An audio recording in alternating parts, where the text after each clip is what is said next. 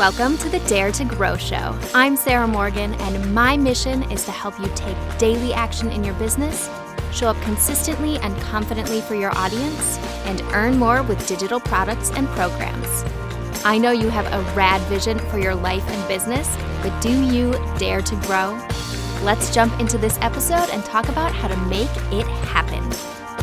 All right, friends, welcome back to the podcast. Today, we are going to talk about New Year planning. It's December. Things are starting to slow down over here in Dare to Grow land.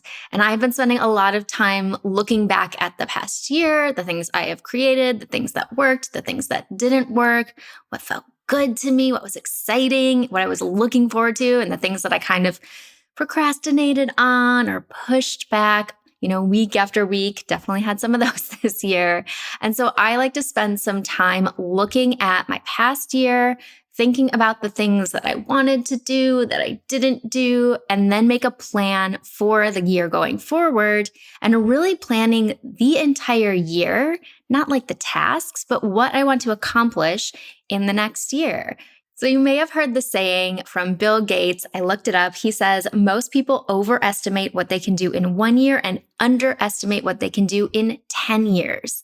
So you might be planting some seeds that you maybe won't see happen in 1 year, but that could be something that could create an amazing outcome for you in 5 years, 10 years. So think about what you want to accomplish in this next year, not just for 2023, but also what seeds are you going to be planting for those next 2, 3, 5, 10 years that you can start with today. So I have 5 questions for you. Get out your journal. You know I love some journaling, and we are going to go through these today. And these are the questions that I'm asking myself when I'm looking at my business and what I want to accomplish over the next 12 months. Okay, question number 1 is most important. Where did you get the most customers, clients, sales? Where did all of that stuff come from? So often when I work with new clients or people come into the Dare to Grow membership, the first thing I ask them is, where do your clients and customers come from? Are they finding you on Instagram, social media somewhere? Is it through Pinterest or SEO coming to your website? Are they downloading a freebie or watching a webinar and then coming onto your email list? So figuring out where people come from is going to be the number one thing that you need to do, because that will tell you exactly where to put your time, your money, your energy for the coming year. If it already worked once, it will totally work again. So find those places that people are coming through. So when I'm looking for where my customers come from or my clients, I'm going to go into my email list first and find that person's username and then see what email they clicked on or what sequence they were inside of before they made that purchase. Now, if you don't have people coming through your email list, you could also create a survey. So when people come into the membership, one of the first things I ask them to do is fill out a form. I think it's set up in Airtable. Pretty sure it's set up in Airtable, but you could also use Google Forms, type forms. There are lots of options for that. And in that form, I'm asking them why they decided to join the membership, what are they working on, and where did they find me? Where did they last hear from me before they decided to hit that buy now button? The other thing that really helps to figure out where people are coming from before they purchase or hire you is to set up a funnel. So if you have a free webinar or a free checklist on your website, that is a really good indicator of where people are coming from if most of your clients or customers come through that funnel. That makes it really obvious. And then as you're looking at the places people are coming from, how can you improve that to make it more like slippery? We want to remove all of the friction that is going to happen. So do they have to click 18 different things to get to that buy now button? Can you shorten that so they only have to do 3 clicks? It seems really simple, but those are the things that are going to slow people down. The more they have to click, the more they have to read, the different websites that they have to go to. If they can just go into your Instagram bio or in the navigation of your website and click a button to get right into your program or to buy something or hire you for a service, that is going to make that thing that is already working work way better. So number 1, how are people ending up purchasing from you or hiring you? Number 2 is, where are people finding you? So where are all of the cold subscribers coming into your email list? How are people finding you through social media? Is it your Facebook or your Instagram puppy sneeze? Or are they coming through Pinterest and coming through your blog post? Maybe they're finding you on YouTube or on a podcast. So where are you bringing people into your audience, into your community, and how are you warming them up? Again, figuring out the things that are already working for you is going to save you so much time and energy because you're not having to start from scratch every year with a brand new plan. Figure out what is working already and just do more of that. You don't always have to add on extra things if your plan is already working, even if it's only working a little bit. Instead of saying, that worked, now let's try something else, try to make that thing better. So you want to look at stats for your content, for social media, your emails, any sort of long form content like YouTube or a podcast, freebies or workshops, or maybe you are on a bunch of podcasts. Maybe you got interviewed for a web series. One of the things that really helps me with this is to have a spreadsheet where I track all of these numbers year round so that when it comes to the end of the year, all I have to do is go back through that spreadsheet and look at where my numbers grew. We're making this easy on ourselves by looking at the data first.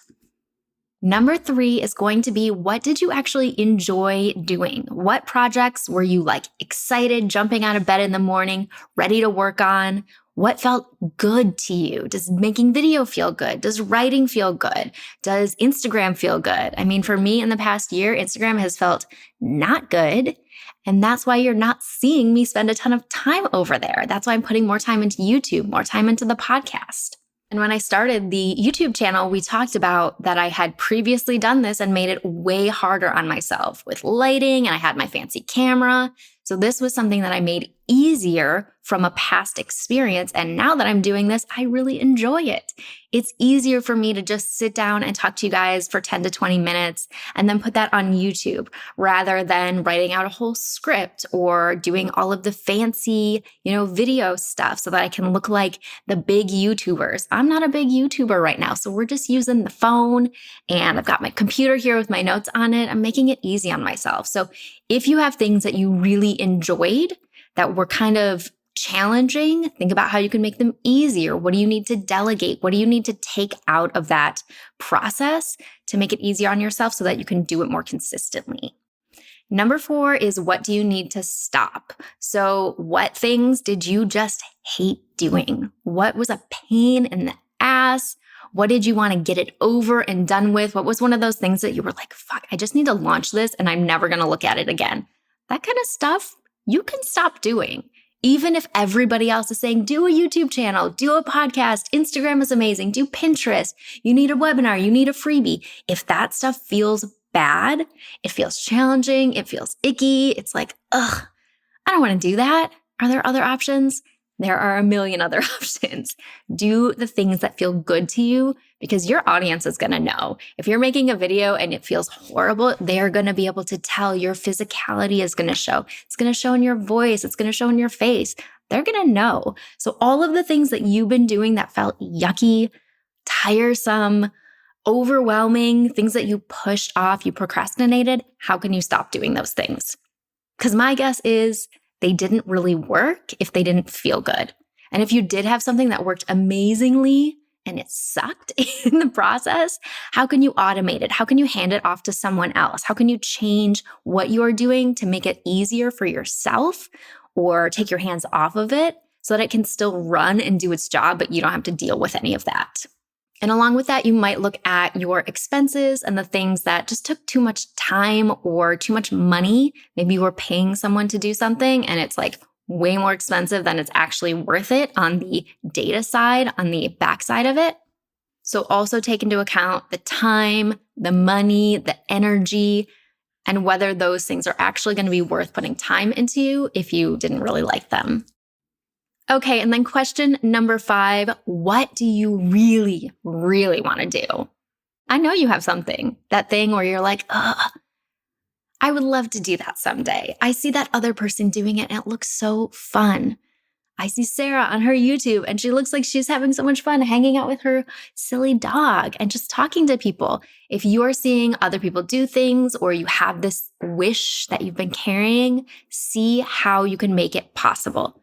Like I said at the beginning, maybe it's not possible this year or next year, Maybe it's going to be possible in 5 years or 10 years. You could start planting those seeds now. You can start going on stories or making little videos on your Facebook or going live with your clients or your customers to get you into a place where you feel comfortable doing a YouTube channel or doing a podcast.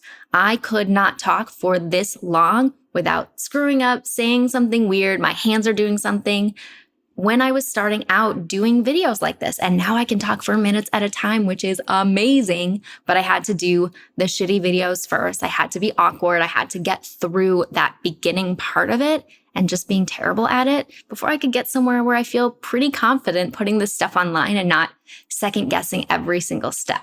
So you can start to plant those seeds now for those big, crazy things that you maybe want to do. I know that when I was starting my podcast, I was like, I think I want to do this. And I thought I wanted to do it for like 6 months before I actually put that out there and announced anything or even did anything toward the podcast. So start kind of like getting your wheels turning now on those big ideas, because one of the things I've discovered in running this business and creating lots of products is that nothing I've done has been so crazy difficult.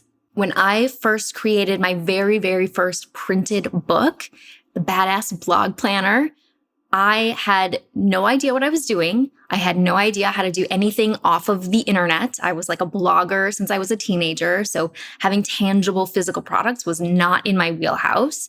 And I just figured it out along the way. I went into the Amazon website, which is now called kdp.com. And it essentially walks you through the process. And so the thing that I thought would be such a big barrier, like if I want to have a book, I have to have a publisher, I have to have an agent, I have to go through this process that is so far from what I could figure out on my own. And it turned out that I was totally wrong and that I could literally make a book in Canva and put it on Amazon and people could buy it and get the physical book. That was crazy to me. I thought it was going to be so much harder than it really was. So if you have a crazy idea, start looking into it because it might not be as out of reach as you think. Just because other people are doing it and it looks like a big deal doesn't mean you can't just do a little part of it. Do a little deal. I didn't have to do like a publisher to do a book. I just like made something. My first book, I made it in Pages for Mac, which is essentially Canva. And then I just kind of like figured it out as I went. You can do that too with anything. I've made a card deck. I've launched a YouTube channel, a podcast. I didn't know how to do any of that shit. And I just Googled the hell out of it. You can do it too. Or I have lots of trainings also. So I have the instructions if you want to do any of that stuff. But I want you to look into these crazy ideas of yours, find someone who is already doing it, see if you can schedule a call with them, send them a question. Lots of people doing these things post question boxes and have ways for you to ask them things. So start asking questions of the people that already did the thing that you want to do, because you can totally do it. You can totally do it. All right, so the 5 questions to go through at the end of the year. Number 1, what is working to generate sales, customers, clients, bring money into your business? That is the number 1 thing. If you want to keep your business going, you need the cash. So how are you getting money into your business? That needs to be your number 1 focus. Question 2, what worked best for growing your audience? And then you want to look at what you felt good about and what felt terrible, not fun, challenging, overwhelming. Ugh, get rid of that stuff. You don't need to do it. Marketing is like a store full of a million options. Even though a whole lot of people are doing Instagram, YouTube, podcasts, whatever you're seeing in your industry, does not mean you have to do that thing too. So look at other industries, look at the way that people are doing other types of businesses, and see how you can adjust your business so that it feels good to you. You made the business. You're the boss. You can change these things. And then lastly, we're going to dream big, get crazy, have a little wine, smoke a little weed, take out all of the barriers in your brain that are going to tell you that you can't do it. It's going to be hard. Somebody else already did it. They did it better. You'll never be able to live up to that. You'll never be able to figure that out. You need to do X, Y, and Z. You don't need to do anything. You figure out what is going to work best for you and start taking baby steps. I'm so excited to see what you guys come up with for 2023. Feel free to leave a comment. Let me know which one of these questions is going to give you the biggest boost in planning your amazing next year. And I will leave some links for all of the stuff that I use and the trainings if you want to do any of these big, crazy things that I've talked about that I have done as I have planned for my new year. All right, have a great week, and I will talk to you again soon. Oh, and one more thing before I go. If you have any questions on anything we talked about today, or if you are looking for help to market and grow your business, head over to daretogrow.co. That's daretogrow.co, and join us in Dare to Grow. It's my membership for solopreneurs looking to simplify their marketing, show up with confidence, and finally grow their online business. You will get instant access to all of the trainings, the twice monthly coaching calls, our monthly planning and goal setting call, and our super supportive Facebook community filled with solopreneurs just like you. Seriously, it's so good. If that sounds like something you need, link is in the show notes or visit daretogrow.co, and I will see you inside.